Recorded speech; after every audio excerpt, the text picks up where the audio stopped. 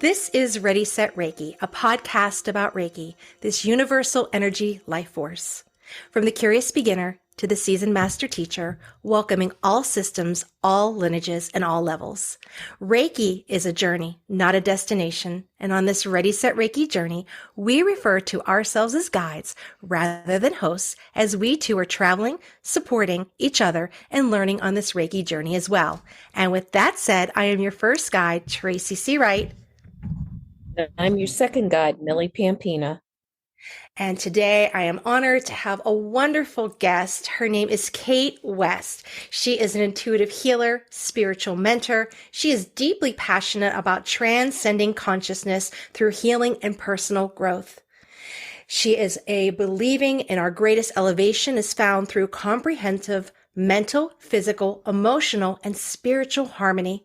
As a teacher of self-compassion and spirituality, she considers herself an ally for those who wish to transcend personal suffering to embody their highest potential and expression of self. Welcome, Kate West, to Ready, Set, Reiki. Hi, thank you so much for having me and for that wonderful introduction. Wonderful. And we're going to just dive right in. We told our listeners just a little bit about you, so let's find out more. So buckle up, listeners. So let's start with, tell us a little bit about yourself. Yeah, definitely. So I started my spiritual practice when I was 13. I grew up in a rather chaotic environment that was not very peaceful by any means. And I'd been introduced to meditation around 13. So I would go into the bathroom, which was one of the few places I had privacy, and I just learned how to open up my chakras. And I immediately found a sense of peace. And there was just something that always compelled me to keep that practice throughout my life. Meditation was just this ally that allowed me to find grounding and harmony and balance during tumultuous and stressful moments of my life. So throughout high school, I was just always sort of interested in exploring spiritual practices and consciousness exploration, especially during college. And that led me to becoming a holistic nutritionist, which is what I received a master's in. And as I was practicing, so I received my master's in 2019. I started practicing right before the pandemic, the beginning of 2020. And at that time, I was working with a naturopathic doctor who was referring her patients to me. And I was developing these medical nutrition therapy plans to complement her treatment plans. And so as I'm working on a one-on-one basis with patients, I very quickly see, okay, there's a poor relationship to food going on, and oftentimes a poor relationship with their physical body, which is creating, bad lifestyle choices, poor dietary choices that have created a lot of these ailments or, are heavily contributing to them. So as I'm diving into helping people heal this relationship, very quickly I begin to see, oh, wait a minute, that's actually a surface level. There's something deeper here. That's actually a symptom of an even deeper problem, which was a poor relationship with themselves. So very quickly into practicing as a nutritionist, I opened up my practice and pivoted and became more of a holistic lifestyle and health coach.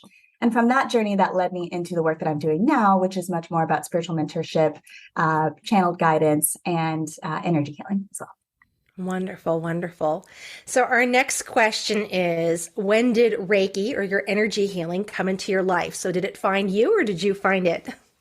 Yeah, it definitely found me. It was a very interesting experience. So we're going to get real out there now with the metaphysics. That's okay. I said buckle up.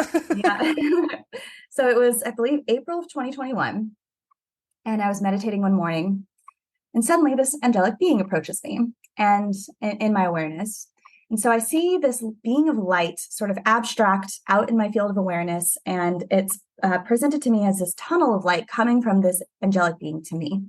And I'm sitting in the presence of this angelic being, and I'm just having all of this high frequency light just blasted into my aura. And as I'm sitting in the presence of this angel, there's not much interaction going, but I start inquiring. I'm like, okay, who are you? Who are you? And she just continues to say, I am you. I am you. And so then I asked him, like, what is your name? And she says, I am Rebecca and I am you. And so I'm sitting with her for about 30 minutes. That was our whole interaction. And as I exited this meditation, I felt this profound sense of peace, but also I saw all of this light emanating off of my hands in my awareness.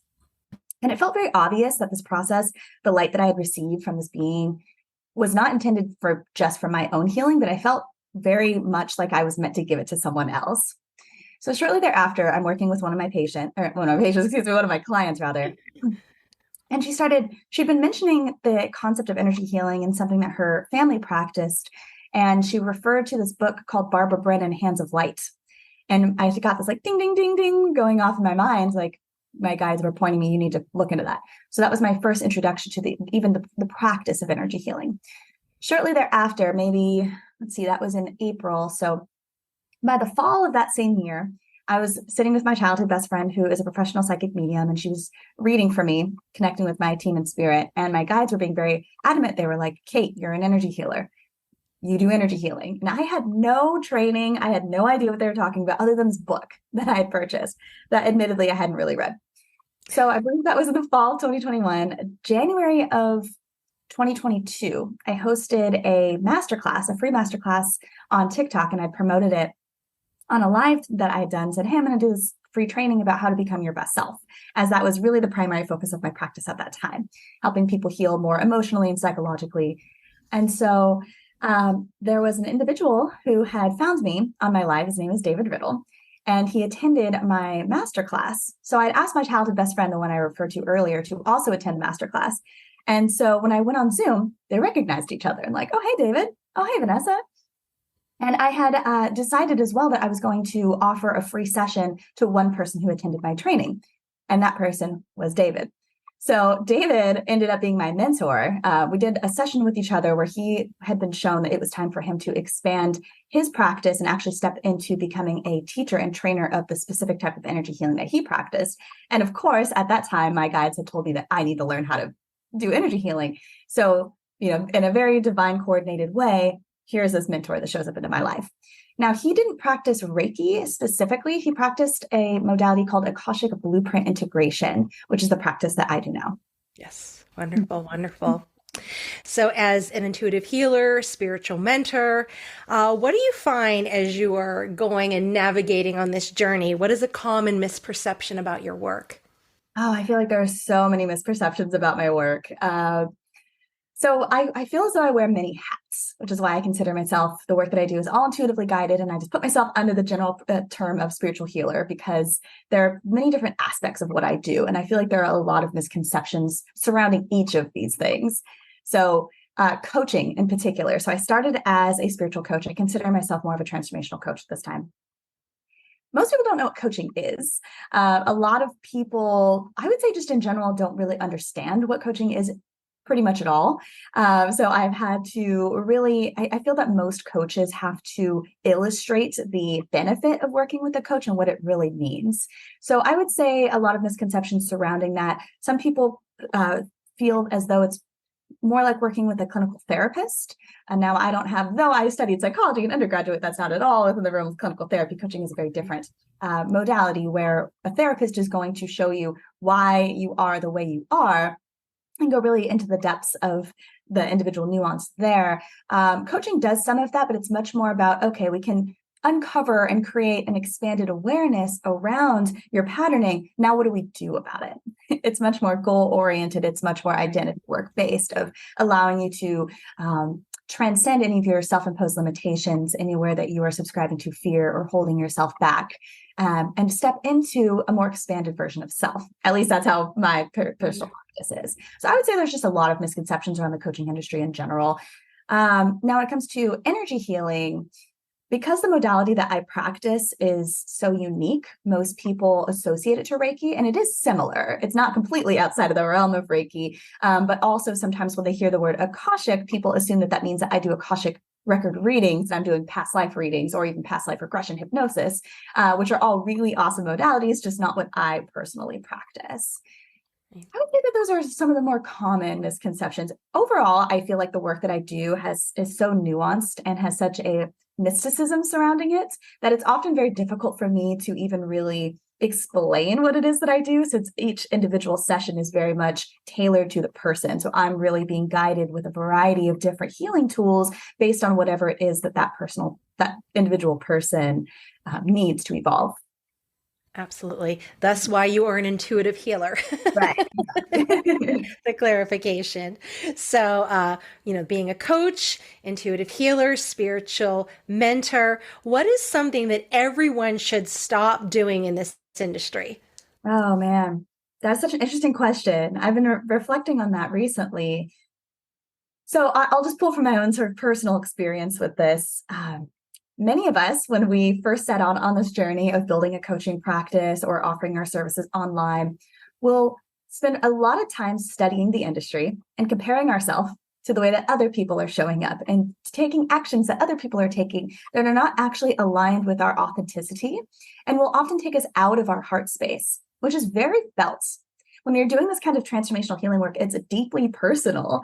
And so if you're showing up and you're much too concerned about the logistics of running a business and getting caught up in all of the, as we call them, vanity metrics of posting on social media, right? Of, oh, I put so much time and energy into this post, into this offer, and I only got 5 likes on it. Now, what is that going to mean about me? Just making it so about you and not about the heart and soul of what it is that you're here to do, which is to be in service of other people's healing and well-being, to help other people find balance and harmony within themselves. And so I would say, number one, just stop comparing your journey with anybody else. Your journey, in my opinion, this is a spiritual teaching that I work with, is the idea that life is simply a mirror reflecting back to you, yourself, in many different aspects. And so is your business. My business has by far been my biggest mirror. It's the thing that has allowed me to evolve in ways that nothing else in my life has. However, as a result of that, I spent a lot of time comparing my journey to that of someone else's. But because I have deepened my awareness and understanding that my business is simply a reflection of me, there is no comparison. No one's journey is like mine because we are all one of one, right? We are all just unique in our vibrational expression. And so stop comparing yourself. Just because somebody else has a podcast or they're running a YouTube channel or they have a success is showing up on Instagram in a very specific way does not mean that that will work for you. And so when you're trying this copy and paste strategy approach to business, in particular, for those of us who are practicing and running businesses as well, that will be felt, and that will really just detract you from the heart of what it is that you're doing. Now, when you are leading from the heart, when you're leading from a place of service, when you're focused on how can I bless someone today, right? Can you just, even for the listener now receiving those words, can you feel how much more expansive that is to be navigating from that place rather than what can I get? How can I be successful? Yes, beautiful message for our listeners who are on a journey going into that business. So thank you. So with that, what do you wish your younger self knew about your current profession? Oh, wow. So my younger self knew that I was meant to help people heal and become the best version of themselves. However, she thought that that came through the lens of being a doctor. A lot of, my family is also in the medical field, the Western medical field, but I was not connected to the fact, or I wasn't very conscious at that time where I was really governed by ego consciousness. And so at that time, I aspired to be a doctor because I thought that that was like the highest echelon, highest status that one could attain in our society. And I felt really motivated for that reason. If you had come to me when I was applying for graduate level programs and told me, hey, Kate, you're actually a spiritual healer, I probably would have laughed in your face. I was completely unaware of inner work, of emotional healing. At that time, actually, because I'd had such a tumultuous upbringing, I'd actually dissociated from my emotional body entirely and essentially didn't allow myself to grieve or experience negative emotions or even cry, really.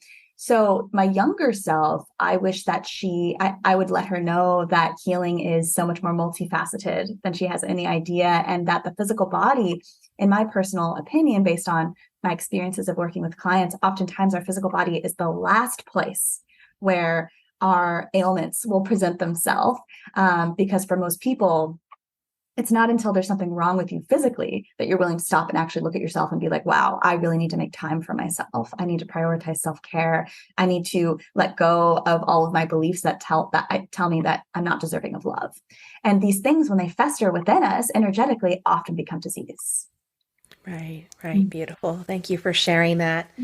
So when it is time for you to get your energetic tune-up, what are some qualities you look for in a Reiki practitioner or an energy healer, so to speak?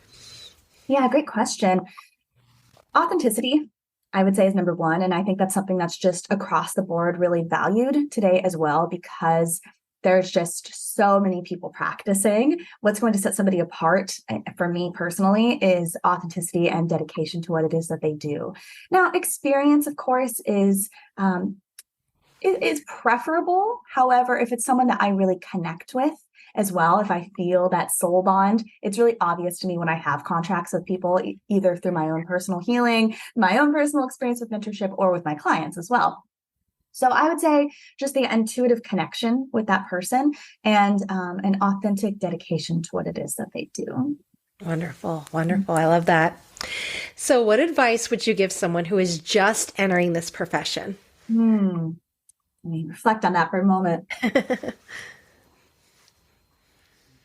it really ties into the previous question of what it is to stop doing. So number one, I would advise that person write out, and this is something that I actually it's an exercise I take my clients through as well in the beginning of our journey together, is write down your why. Why do you care about this? Why is this something that you want to pursue in the first place? And get really descriptive about it. Recognize that as you navigate the journey of entrepreneurship, there's a lot of other factors at play that are going to be pulling your attention. It could be things like, I need to be successful in order to pay my bills and pay my rent next month, right? Feeling that financial pressure. It can be things like really having to navigate your ability to be seen in the public eye. There can be so much insecurity that arises in the social media space. So many facets of things, as again, understanding that your business is a reflection of wherever you are in your own journey of evolution at that point that you start entrepreneurship. So I would start with, what is your why, and get really specific about it and let it just pour out of your heart space, because the more that you can stay connected to that, allowing that to be your beacon to move forward, the more successful you will be. Every time you find yourself getting way too caught up in the minutia of the logistics of being a business owner, I want to invite you to come back to that central why. Why is it that I want to be here? Especially when you feel like you're not being successful, when you're facing failures, which, as we all know, in order to achieve a high level of success, that means you have to be willing to fail a lot. And I also would love to encourage your listeners to be very attentive to the meaning that they are ascribing to any of the situational shifts that they might encounter as they navigate owning a business, or stepping into spiritual practice. Let's go back to the example of posting on social media. You put all of this time into this Instagram post and it gets 2 likes and 40 views. You could make that mean that you're never going to be successful, that no one cares what you have to say. There can be a whole host of things. And your job as someone who is a shepherd to this knowledge, to this wisdom, who has been truly given this mission to carry out. I really believe that any of us who are in spiritual practice, it's so much more than a job. It's so much more than a means to an end financially. It's about a duty that you have to fulfill your soul's mission on this planet, right? And so I want to invite you to take a moment and just witness yourself, witness all of the stories that are present, allow them, hold space for them lovingly, but then choose and really find a way to reframe this in your mind so that you can move forward with your mission. Absolutely beautiful.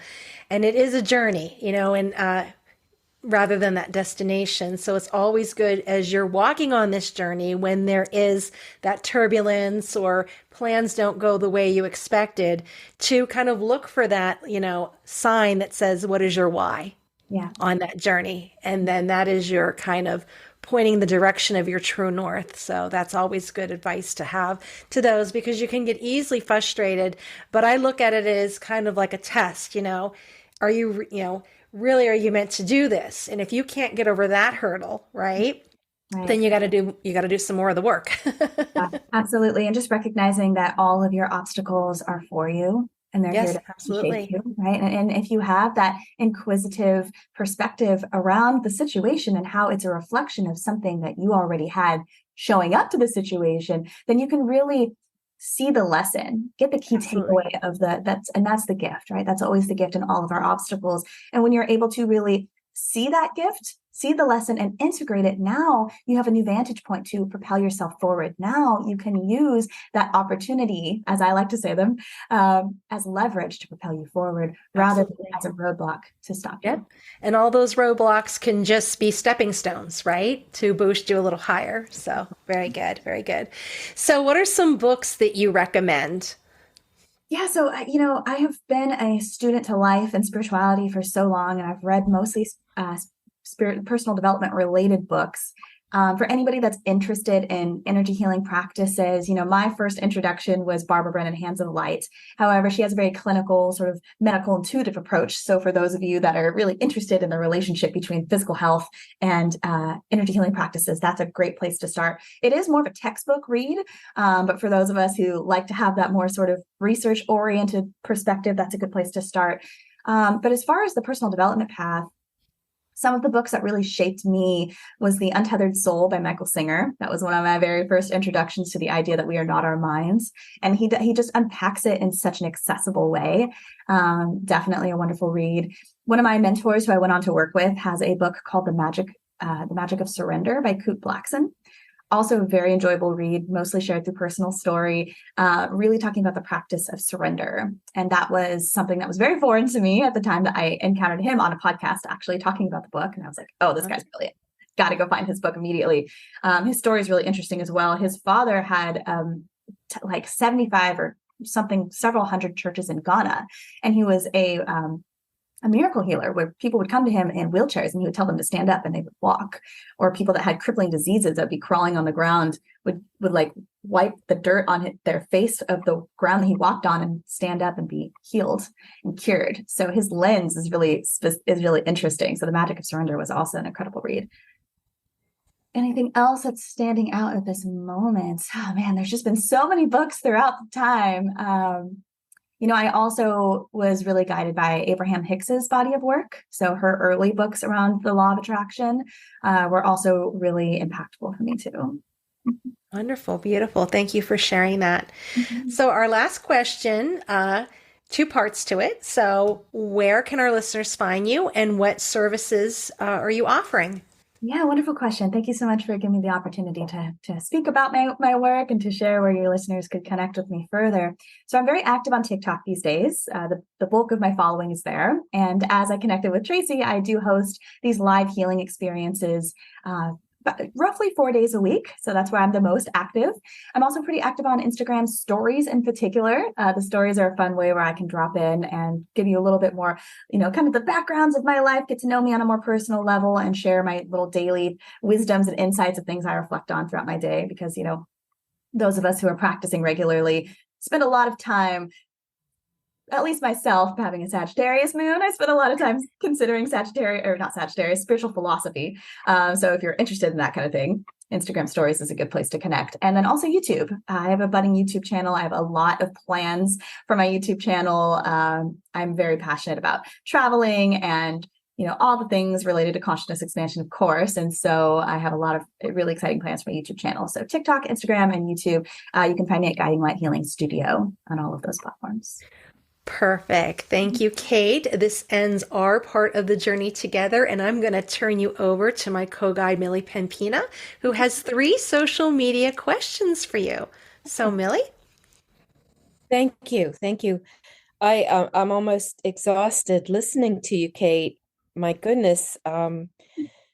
At this since you were 13, working with some fairly interesting individuals to come to where you're at. And I particularly enjoyed your talk about not comparing yourself to others.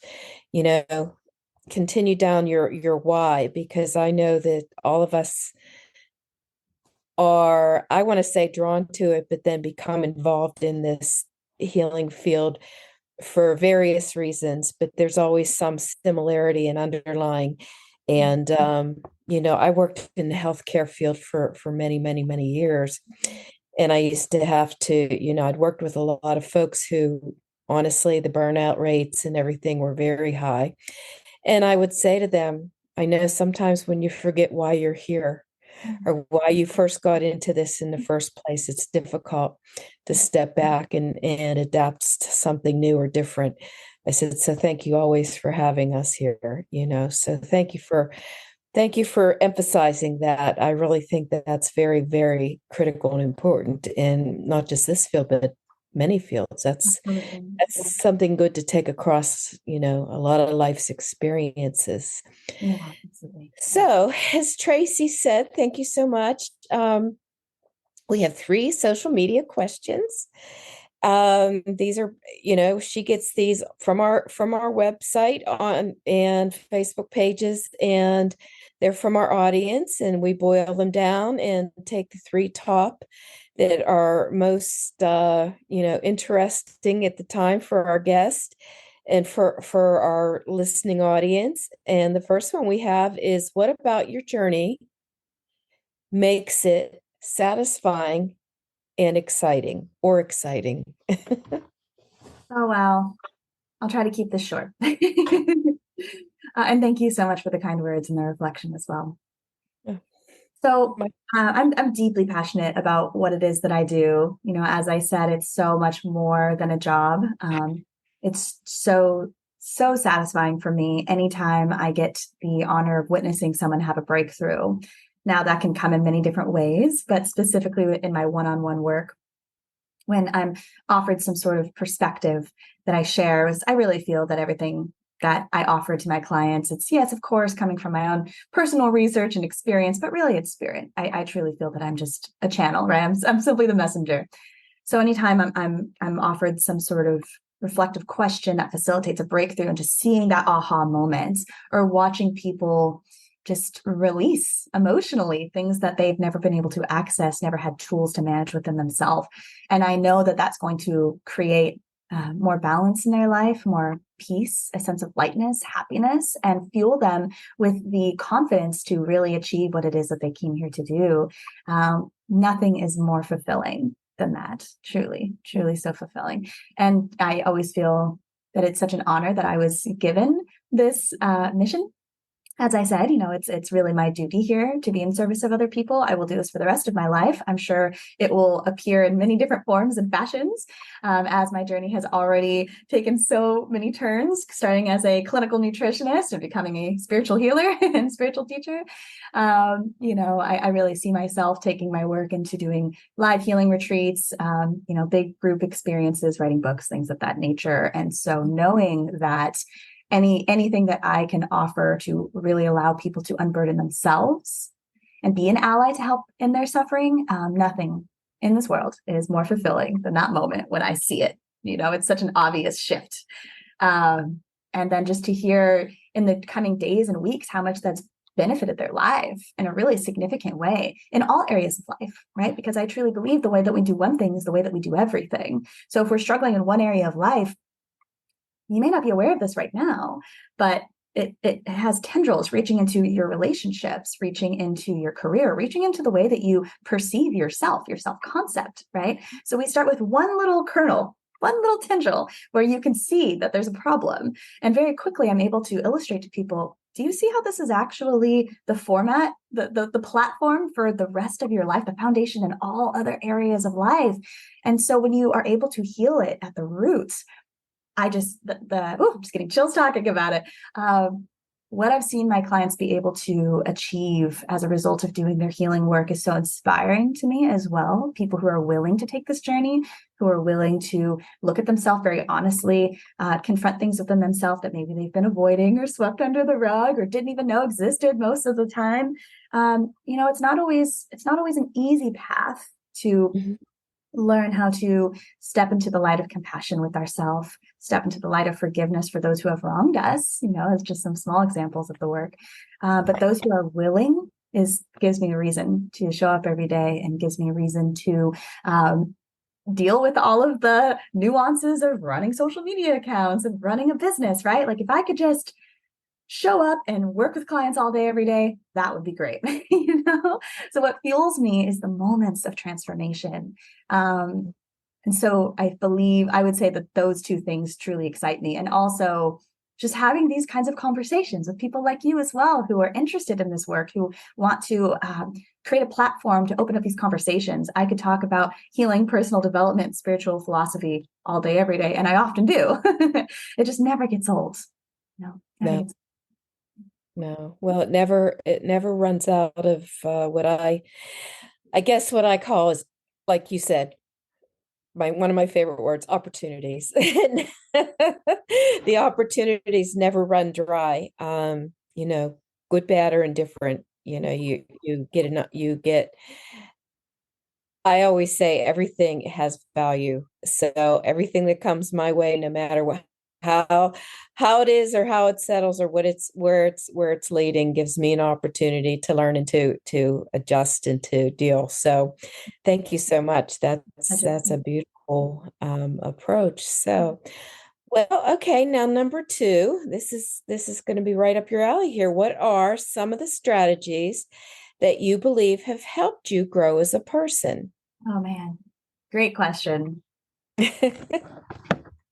So I take people through this 3-step process that was modeled after that I developed based on my own healing journey. So number one was awareness. Like I mentioned when I read The Untethered Soul, and also working with Kute Blackson, one of my mentors, he was so wonderful at defining ego consciousness and allowing me to recognize and really even put words to these internal processes, these thought patterns that were really consistent that I started becoming aware to. So number one was being the witness of myself. Now, this is one of the really wonderful tools and why I feel like meditation has been also very fundamental to my healing journey and something that I cannot recommend enough. And I always really press on my clients as well to have a meditative practice, because meditation, though it is about slowing down the mind, most people feel like they can't meditate because they're like, my mind is going a million miles an hour. I can't silence my mind. But in truth, it allows you to connect to the witness, which is what you really are, right? You are the space between your thoughts. You are the infinite awareness that is observing the entire inner process.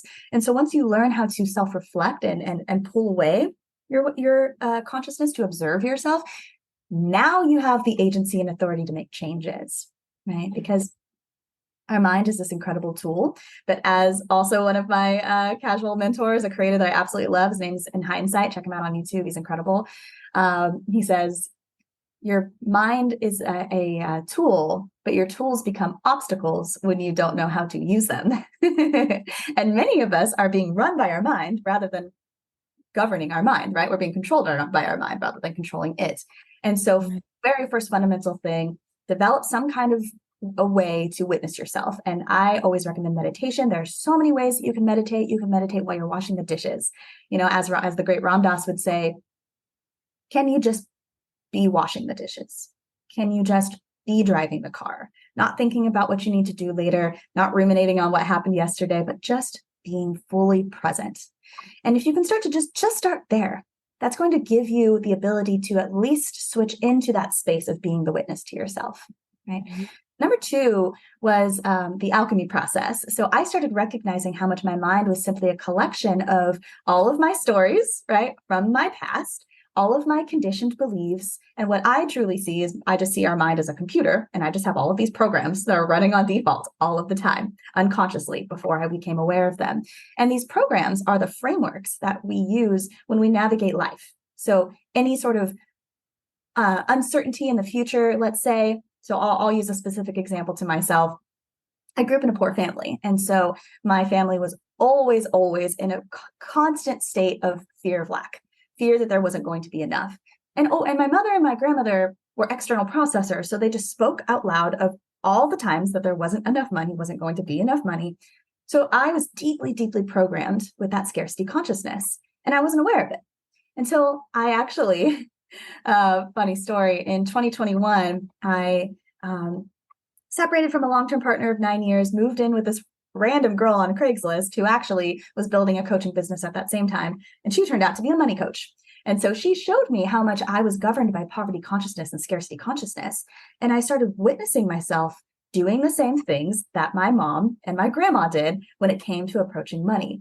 I would notice the stories and realize, wow, that's verbatim mom. And so I started recognizing I have this program of scarcity that is triggered every time I think about my future financial landscape. I got to do something about this because we are creators based on what we focus on. And I was constantly focused on the gap, the lack of money. And this is still something that I've had to heal tremendously. I've done leaps and bounds on healing my wealth consciousness, but as an example of what a default program looks like when we are unconscious of it. And this can appear for a lot of people as, fear of abandonment, showing up in relationship issues, you name it, right? So number 2 is the alchemy. It's when I started really having the agency to recognize my programmed and conditioned beliefs and develop tools to navigate these stories and rewrite new ones. This is the concept of identity work that I spoke to that coaching really allows us to be, because when I started thinking about who is it that I want to become, right? I have this mission in this life. Who is Kate West? How do I want to present myself, carry myself? What is she thinking about? What is she focused on, right? As she's carrying out this mission. And poverty consciousness had to go. So step 2 is the alchemy process, right? Having tools to do the deep transformational healing work and truly change your self-concept, right? I was no longer the girl who was focused on lack. I became the woman who knew that she was the angel of abundance, right? And these are beliefs that I'm still, an identity that I'm still nurturing and fostering, right? That the work truly is lifelong. And then 3 is the integration, right? Where it becomes second nature, where you're no longer having to reach for this idea and really convince yourself that this is a belief that you believe in, right? Where the inner critic isn't constantly telling you like, no, there's still not enough, right? It's when it becomes just so fundamentally ingrained in you that we live in an abundant universe and there is always enough and you don't even have to think about it anymore. Then that's step 3. So that was the process that I took myself down and that I continue to take myself down and that I have the privilege of taking other people down as well. That has allowed me to become the woman I am today. Wonderful. Thank you for receiving all of that. Like I said, try to keep it short. Yeah, no, I was actually turning my head and taking a few notes there. So I can absorb more of it after the interview. So fantastic. Thank you so much. Pleasure. Very enlightening with that. So our third question we have, and I think you're going to love this one too. What do you believe has been the biggest source of motivation in your daily life? Yes, beautiful question. As you see, I'm just smiling from ear to ear. So I'm really, really blessed and fortunate that as a child, I saw what was happening around me, which was a lot of poverty, a lot of conflict, a lot of drug abuse and things like that in the household that I was raised in. And I saw that and said, I'm going this way. I want nothing to do with this. So I will do whatever it takes to create a better foundation for my children going forward. For whatever reason, I remember being in like 6th or 7th grade, motivated to get good grades because I wanted to get into a good college and get a good paying job so that I could basically just do my family life all over again. Holidays were always really troubling. My family was very, just a lot of conflict, a lot of blaming. We didn't really get along with each other whatsoever. We were all very different people.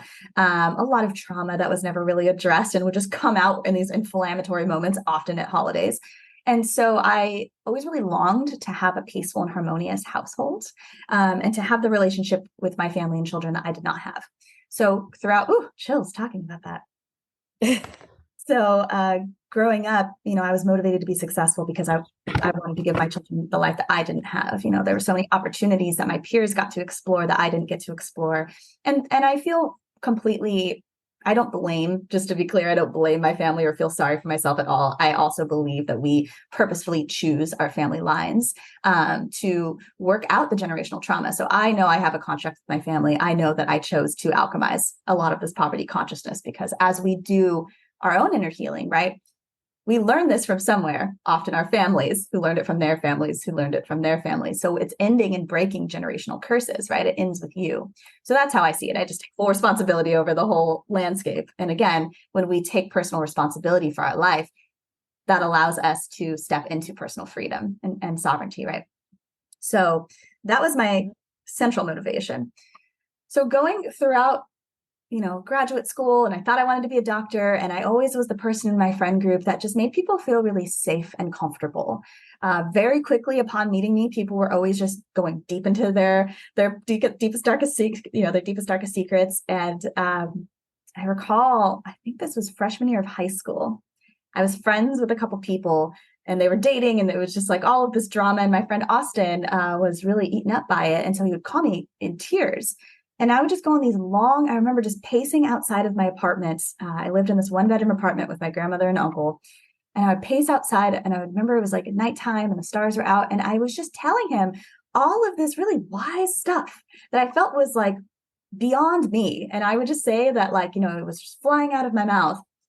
And looking back, I can see I was channeling, I was channeling higher wisdom that would allow people to move past whatever it is that they were struggling with, even at a young age.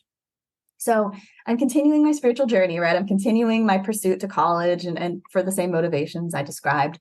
And then in 2017, I went to a sound healing experience, probably one of the first ones I've done. And it was a 432 hertz, 2-hour sound healing meditation. And so I sit down and I get into a meditative state. And I remember thinking, like, okay, what do I want to focus on? And before I even had the opportunity to decide, I'm immediately taken into a scene where I'm observing from a bird's eye view, and I see myself sitting on a beach. And it's very like 2D, almost claymation. I can still see it very vividly. Like, okay, this is interesting. What's about to happen? And then the sky opens up, and this beam of light comes down and scoops up my consciousness, my light body, and takes me out into outer space. And I'm given the biggest download of my life, learning about our relationship to the sun and how it's helping our consciousness on the planet evolve. Now, keep in mind, this is about 3 years before the start of our 3D to 5D ascension. People were not talking about this, and I received so much information about it. At the end of this whole like dialogue that I'm having with one of my I can now recognize it's one of my higher selves. I'm taken down on this little planet, like way out in space. And I get out of my little light beam, and I'm walking down this corridor, and it's a stone corridor with gold hieroglyphic script. And I'm running my hands, and it's shimmering. Like, what is happening? And I turn a corner, and the room opens up. And I look down, and I'm wearing all white robes. And there's a half stone table with other beings filing around it, also wearing the same white robes. And my higher self says, you are part of a council that's overseeing the raising of your collective universe's frequency back to source, back to love. And when I came out of that meditation, everything just clicked in. I was like, no wonder I have always cared about helping people be the best version of themselves. And in fact, I remember, I think it was like my bio on MySpace or something. When I was really young, I would always tell people my greatest passion was being the best version of myself. Now, I didn't have any spiritual like mentorship. My family was not into this at all.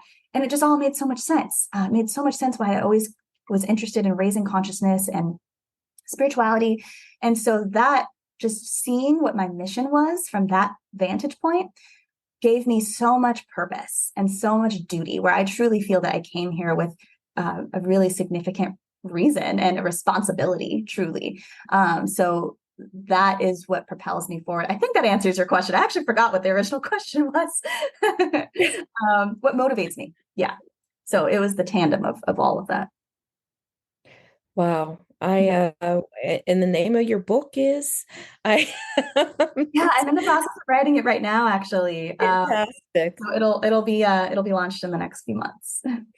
I will be looking forward to reading that, Kate. Thank you so much. I just several of the things you said really resonated with me, so I was just feeling a little bit warm and fuzzy with that myself. So thank you so much. Thank you. Of course. Thank you so much for receiving that. Once I get going on these very passionate topics, it's I know it could be quite a lot to come through energetically. So thank you.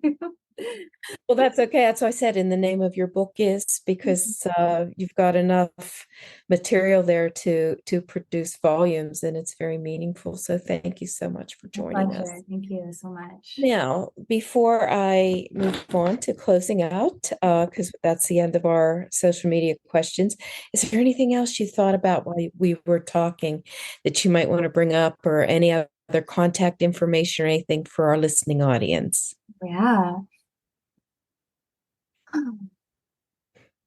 Something that's really been coming through a lot that I feel like is really important right now to stress to your audience, and I've been talking to my audience about it, is the importance of really focusing right now, focusing our minds, focusing our intention around that it is that we wish to create in this world, right? Because our individual journeys and experiences, it's a metaphor for the collective experience that we're having as one globe, one humanity, right?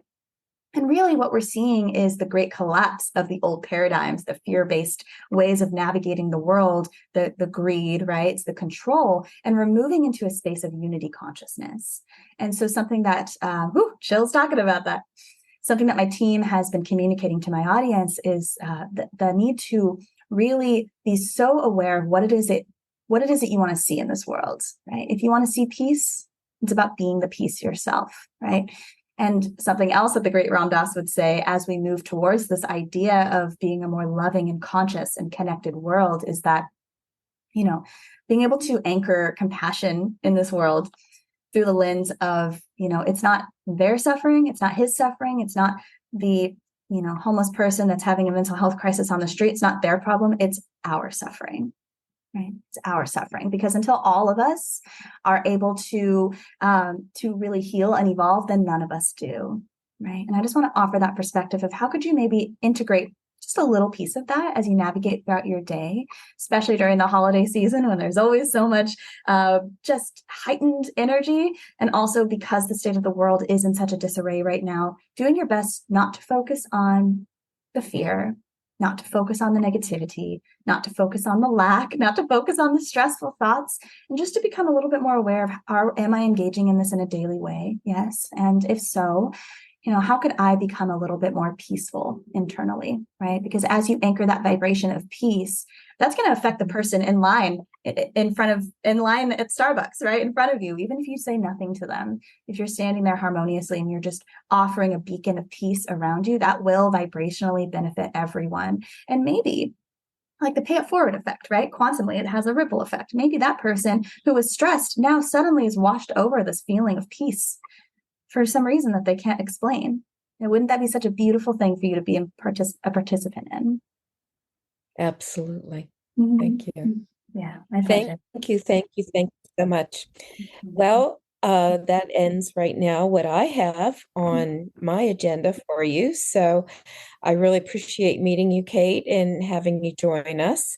And again, I'm Millie Pampina, and I am your co-guide here on this journey, Ready, Set, Reiki, and part of now Wellness, Feather Sister Wellness. So again, thank you. And I have a small tagline I like to leave people with that may resonate with you, and that is to see beauty in everything is a choice. So please choose wisely. And with that, I'm going to send it over back to my other co-guide, Tracy Seawright. Thank you, Millie. And I want to thank you again, Kate, for joining us and being a guest on Ready, Set, Reiki. Thank you so much. Okay. For anyone who is interested in submitting a question for one of our guests, you can reach out to us at www.readysetreiki.com or check us out on social media. We also are on Feather Sister Wellness, which offers a variety of classes, including yoga, meditation, Reiki, and Reiki training. So check us out. So thank you so much. I have been Tracy Seawright, and this is Ready, Set, Reiki.